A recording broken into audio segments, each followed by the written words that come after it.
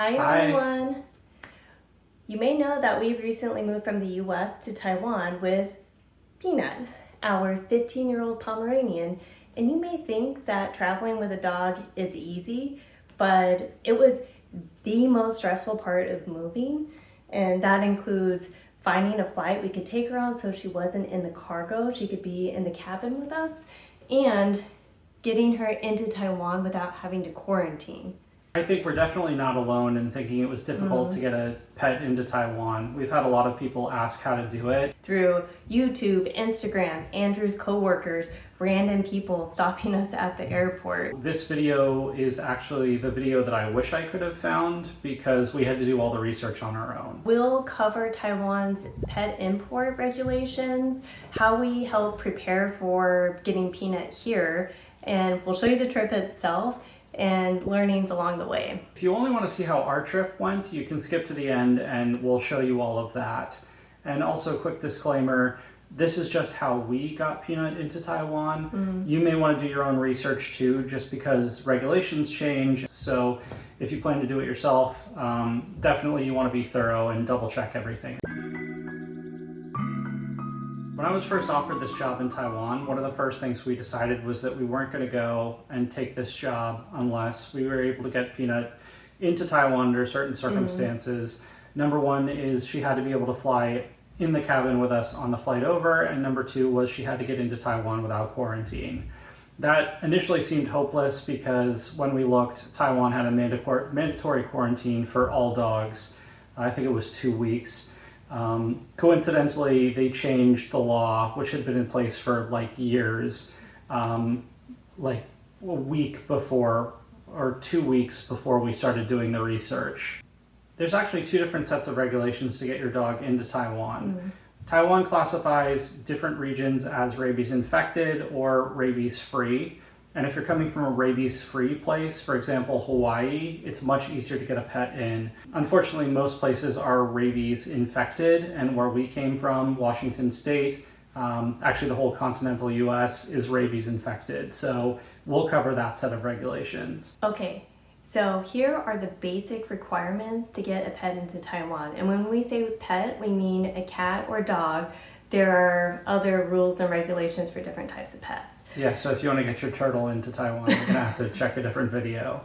Here we go. Your pet needs to be at least 90 days old and microchipped, which Peanut was.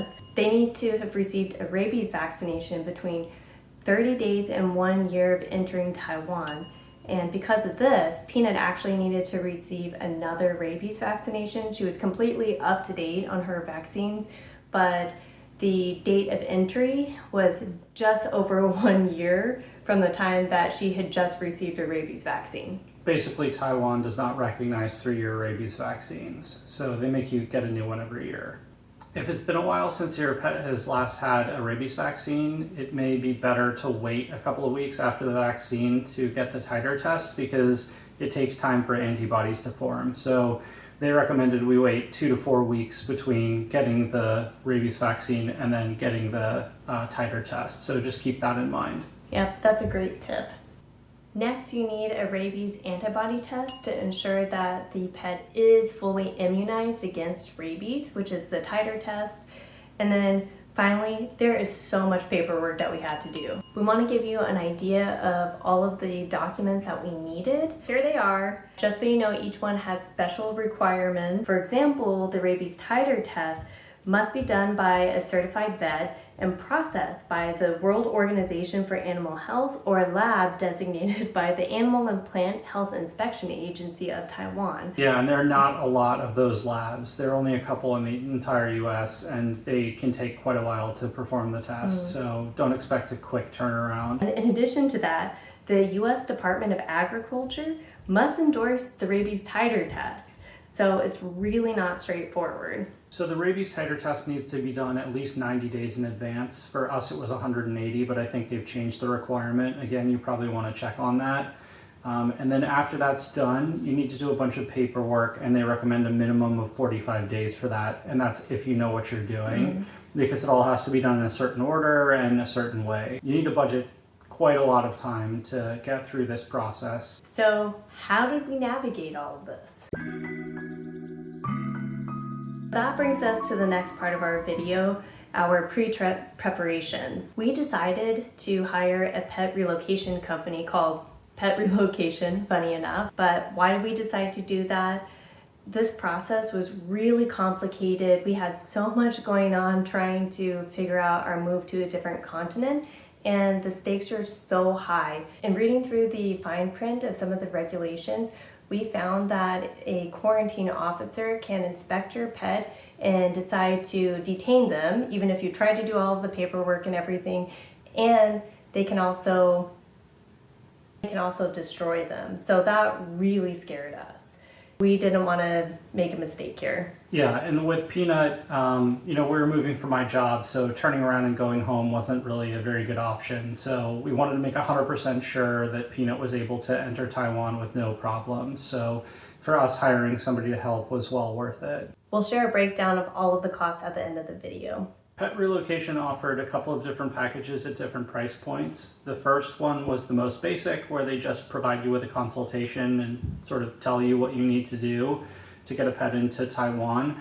The second one was paperwork assistance, so they do all the paperwork for you and let you know exactly what you have to do and when. And the third one was a complete end-to-end solution, where they actually help bring the pet over to Taiwan. So we picked the second option, and I think that was the best option for us. I would have picked the same one again. Same here. I think the first option is good if you're kind of looking for more of a DIY approach to bringing your pet into Taiwan and you're just looking for resources and more information. But it made me feel far more confident to have someone help us with the paperwork and make sure that we got it right. And it was nice because we had a contact in the US and in Taiwan to help us throughout the entire process. Yeah, that was great. So if something goes wrong at customs in Taiwan, there's actually physically somebody in Taiwan to come help you if need be. Next, let's talk a little bit about the flights, because that was a whole thing. Yeah, I did most of the flight research, and there are not that many options to bring a pet in the cabin. It's pretty common for US airlines to allow that, but most Asian airlines don't. The only 3 airlines I could find that flew from Seattle to Taiwan that allowed pets in the cabin were Delta, United, and Korean Air. There were a couple of different variations in these airlines. So Korean Air would actually allow the pet to fly in first or business class. It was the only airline that allowed that. But in order to fly in the cabin, they had to be stowed in a special area during takeoff and landing, and we couldn't find any information about where that special area was, so that option was kind of out. Essentially, you'd be separated from your pet for part of the flight. Delta and United were pretty similar offerings, but they don't allow pets to fly in business or first class. Because if you're flying Delta One, for example, you have a lie flat seat, and there isn't a great spot for the pet carrier to go if the bed is fully out. One other option that we'd heard about was booking an entire seat for your pet. So on some airlines, you can actually book the full seat and put the pet's carrier on the seat. And I think Delta said that that was an option, but they didn't have any information about it. Even the reservation agent said that she'd only done it once in her entire career, so we were a little worried about booking that flight and then getting to the airport and finding out that something was wrong.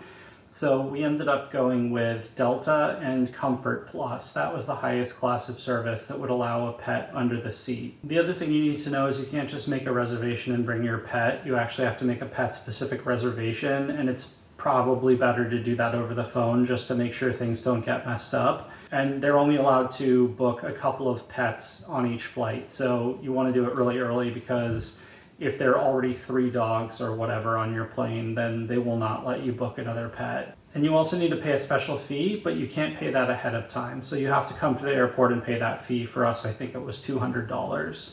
Another important step is to make sure that you look up the carrier dimensions that are permitted on board and any other requirements there. Peanut's a pretty small dog. She's about 6.5, 7 pounds, and we had small carrier for her and it hardly fit. So make sure you do your homework. And speaking of pet carriers, we did quite a few things to prepare Peanut for the trip. I also spent a lot of time helping her get used to her carrier and associating it with a place of comfort and safety. I also worked with Peanut's vet to get all of the vaccinations and testing done, of course, but I wanted to explore a medication for her to help her stay calm and sleep throughout the flight. We took her to New York, and it's the only time she's been on a plane, and she was quite anxious throughout the whole trip. So this was going to be a much longer flight for her, and the vet prescribed gabapentin, which really helped calm her down. At the doctor's recommendation, we also tested the gabapentin before the trip. So I think that's a really good idea, so you know how the dog will react over a long flight. One thing we hadn't seen specifically recommended, but we thought it would be a good idea to try, were the FluentPet speech buttons, which we basically use to communicate with Peanut. So each button you can program with a different word, and you can press them in a certain sequence to communicate with your pet, and they can communicate with you. So ahead of our trip, I taught Peanut travel related buttons so that I could tell her that Andrew, who went to Taipei a few weeks ahead of us, was on a trip, and I could tell her that Peanut and I were going to go on an airplane together. It really reduced her anxiety and stress around all of the changes and transitions. I'm really glad we did it. Yeah, me too. One other really important thing to know is that it's super illegal to bring pet food into Taiwan because it can carry illnesses, and they're just very careful about it. So Peanut eats special prescription food, and we had to make sure ahead of time that they had that food in Taiwan, because you can't order food from Amazon, you can't bring the food yourself, you can't have somebody else ship the food. You can really only buy food that's available in the Taiwanese market. One thing to note is that you can get pet food, whether it's for cats or dogs, at supermarkets as well as convenience stores, which are everywhere here. So it may not be the particular brand that you use, but it is widely available. Plus there are so many pet stores here. Taipei is pretty pet friendly. Since Andrew traveled ahead of us, he was able to find and buy pet food for Peanut. So after months of preparation, we were finally able to bring Peanut to Taiwan, and that brings us to the day of the trip. I was a complete nervous wreck. But of course, pets can pick up on our energy, and I needed to stay calm, cool, and collected for Peanut. At least I tried to. So the day of, I tried to make sure she got some exercise. I limited her food and water intake, and I gave her medication as prescribed by the vet. My parents were kind enough to drive us to the airport, and here's how it went. She's pretty much outgrown it, but She still likes it? well,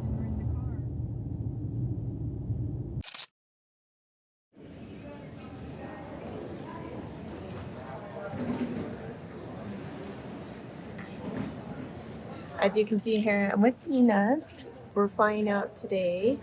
We have a short flight followed by a direct flight from Seattle to Taipei. So it's gonna be a long travel day. I've never been so nervous for a flight.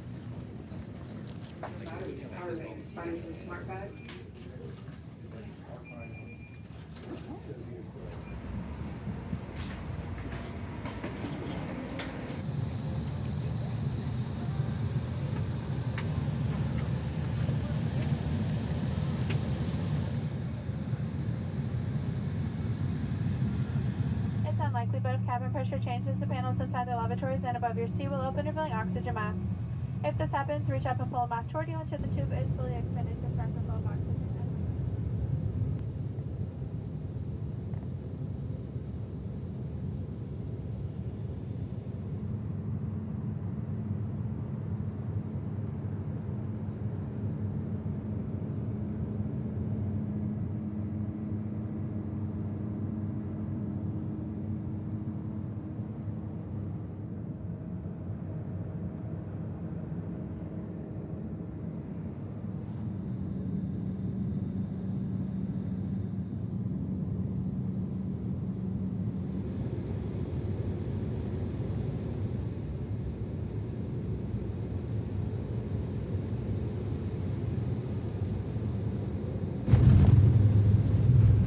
On behalf of the Seattle-based crew, thank you for choosing Delta. We look forward to seeing you soon. Peanut, you did it.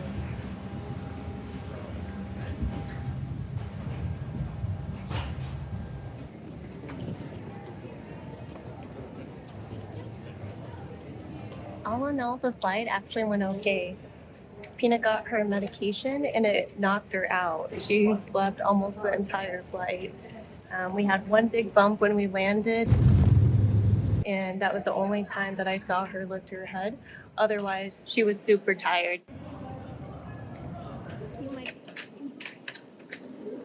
She's still a little drugged up.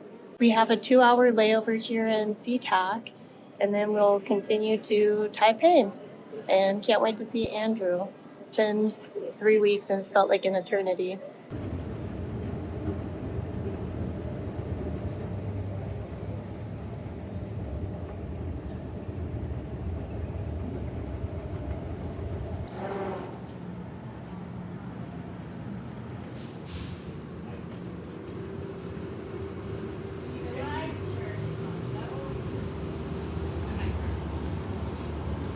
Other gates, baggage claim, and ground transportation.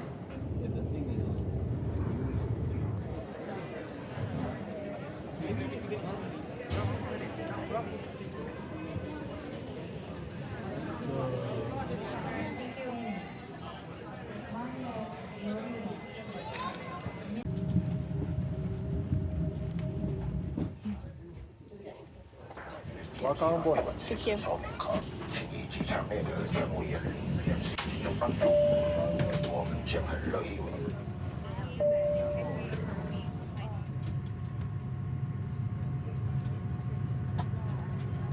靠背以及餐桌必须竖直，脚踏垫跟电视荧幕必须。There are 8 exits on this plane. 8 doors, 4 on each side. 6 doors have detachable slides that can be used as rafts. Are manually inflated by blowing into the tube.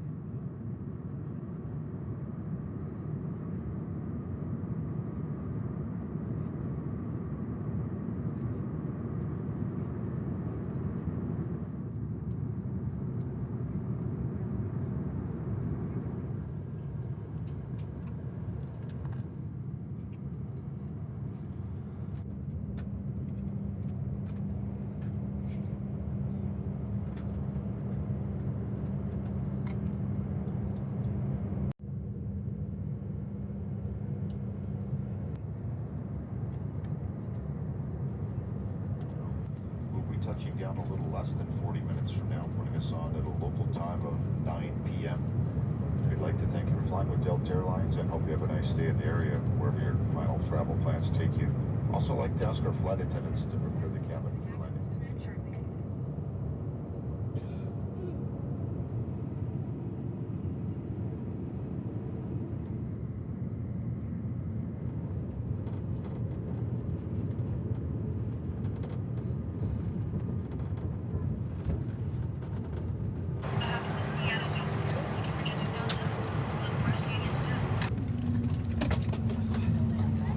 Peanut, we're here.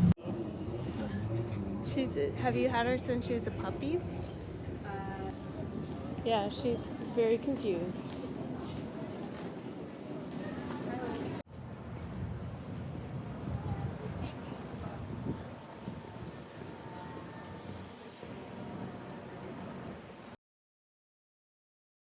You happy to be back with your family?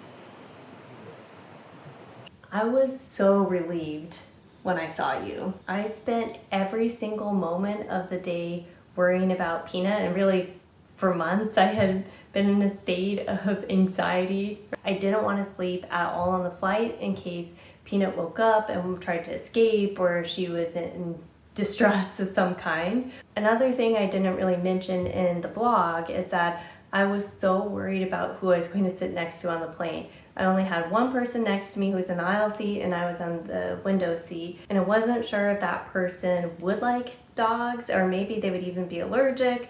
I had a lot of concerns about it, but I sat next to the kindest person who was traveling with his brother and sister-in-law, and the three of them truly made the flight experience so much better. And they really helped me as we were getting off the plane, going through immigration, getting our bags. After we got our bags, Peanut and I had to make our way to the animal and plant quarantine station, which is very difficult to find. It's kind of tucked away in a corner of the airport. It's near baggage carousel 6, but you can't really see it unless you're in front of it. I was very worried that the people there would be stern and hassle us.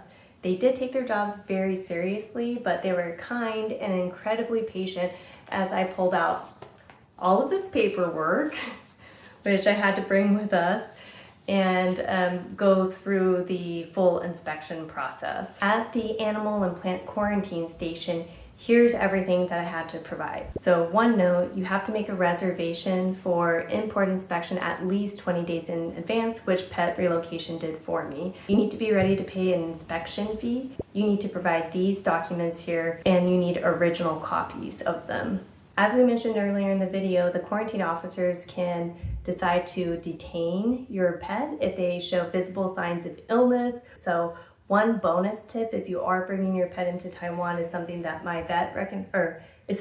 Peanut's vet recommended, which is bringing a whole packet of information about your dog. So vet records, summary of any medical conditions, medications, that sort of thing. So if your pet is detained, then they can care for your pet properly. I ended up not needing any of that. Fortunately, the process went very smoothly after they went through all of our paperwork here, and they also ensured that Peanut is a female.